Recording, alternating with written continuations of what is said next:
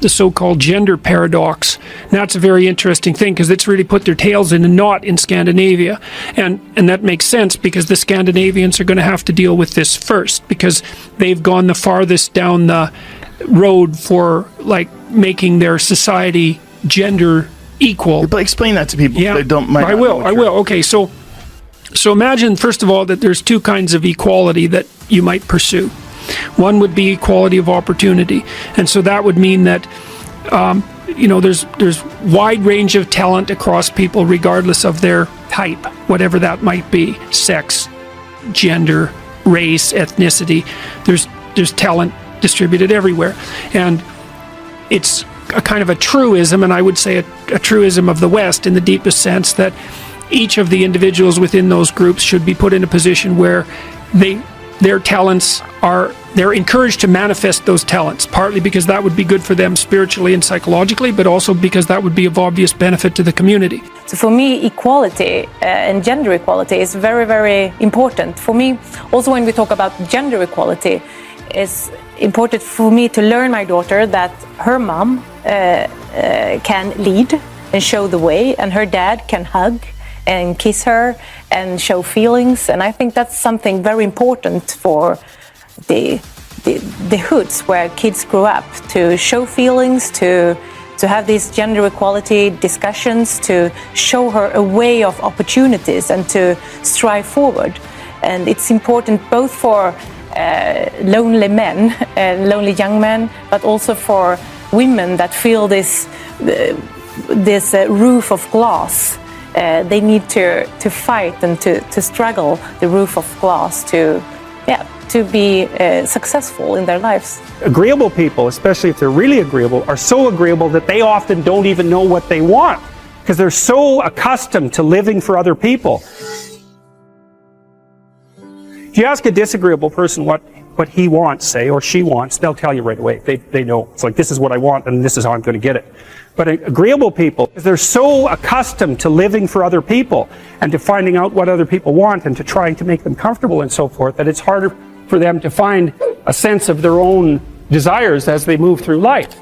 And look, there's situations where that's advantageous, but it's certainly not advantageous if you're going to try to forge yourself a career. That just doesn't work at all. And one of the things you have to be careful of if you're agreeable is not to be exploited, because you'll line up to be exploited. Say what you think. Tell the truth about what you think. There's going to be things you think that you think are nasty and harsh, and they probably are nasty and harsh, but they're also probably true. And you need to bring those up to the forefront and deliver the message. And it's not straightforward at all, because agreeable people do not like conflict. In order to be able to think, you have to risk being offensive. I mean, look at the conversation we're having right now. Like you're certainly willing to risk offending me in the pursuit of truth. Why should you have the right to do that? The overwhelming proportion of people who are in prisons are male. Now, do you want to equalize that just out of curiosity? What about bricklayers? They're 99. Male and we've got about 3/4 of the population now in universities in the humanities and social sciences are female. Are we going to equalize that? And men work more longer hours. They work more dangerous jobs. They're more likely to move. They're more likely to work outside.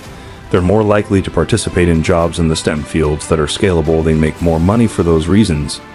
And that's all hidden under the idea that the reason that men and women make different amounts of money is because of their gender. Right, I mean, talent's rare, which people don't understand. There's lots of different kinds of talent, but in each domain it's rare. And so it's to everyone's benefit to exploit talented people to the maximal possible degree. So even if you're just selfish, you'd want to push for equality of opportunity, because the more talented people there are out there, the more cool stuff you get to have, and hopefully the more diverse and interesting your life is. So you can pursue equality of opportunity policies, and the Scandinavians have done that, especially trying to knock down barriers for women in the workplace. And by all accounts, by all standard theories, the Scandinavian countries and places like the Netherlands, Canada to a slightly lesser degree, have gone farther than any other countries in pursuing those policies. part of the consequence of that is that some of the differences between men and women have been minimized. So obviously there's far more women in the workplace than there were 40 years ago. And in many occupations, there's actually dominance by women. There's dominance in the universities, there's dominance in the healthcare fields. And so women have poured into the workplace. And hypothetically, there's problems with that because it's put a lot of stress on family structure. But hypothetically, that's for the best. And because it gives people a broader range of choices and it gives everyone access to more talent. So, and then also if you look around the world, you see that one of the best predictors of the probability of economic development in developing countries is the attitude in those countries towards equal rights for women. And it looks causal. The more positively the country is predisposed to female rights, the more likely they are to develop economic. I think that equality of opportunity is a perfectly reasonable proposition. I mean, I have a daughter and a wife. I do everything and many female clients who I've consulted with and helped, and in many cases helped accelerate the development of their career tremendously. It's obviously of great utility to encourage forward striving in young people and people in general. That's not the issue in the least. The issue is the outcome. Yeah, well, then why do you think the outcome, and these countries where the outcome is more equal, why do you think that leads to bigger differences between sexes? Because there's only two reasons that men and women differ. One is cultural, and the other is biological. And if you minimize the cultural differences, you maximize the biological differences. So I know everyone's shocked when they hear this. This isn't shocking news. People have known this in the scientific community for at least 25 years. And it's been replicated in the last month 3 times in 3 separate samples, including in Science, which is the world's greatest scientific magazine by a large margin. And it isn't a small effect, it's a huge effect. There's no possible way that you could ever regulate a society so tightly that every single one of those groups was equally represented in every single one of those occupations at every single level of the hierarchy. Most working class people, let's say, are far more irritated with the intellectual elite than they are with the wealthy elite. And that's because they think they could become wealthy, and they could, but they don't think they could become part of the intellectual elite.